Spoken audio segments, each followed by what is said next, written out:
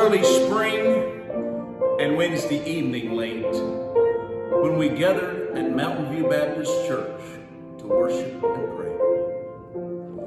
My dad was a preaching on what I don't recall, but the warmth of the heater brought the wasp out of the wall. On the very front pew, right in front of the altar, slept Mr. G, his lap filled with his daughter.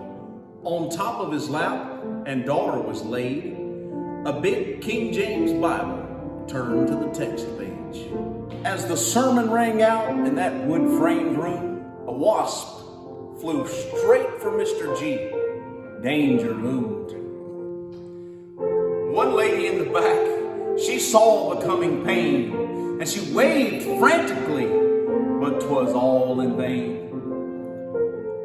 That critter flew straight into his unbuttoned shirt, sat down on his haunches, and let out the hurt. Mr. G was awakened with pain and dismay, and dumped daughter and Bible in all the fray. He jumped to his feet all of a sudden and ripped open his shirt, slinging all the buttons. He let out a howl that awakened the rest. To save the service, my dad did his best.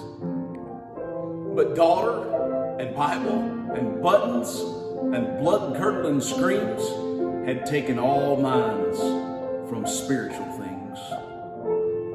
When my father realized that all the points would be missed, he simply bowed his head and we were dismissed. No spiritual gain happened that night, but I bet Mr. G keeps his shirt buttoned up tight. And his daughter probably never slept in his lap anymore after she found herself hurled to the hard wooden floor. And we may never know what that poor wasp gleaned. That is, if he survived the blood-curdling scream.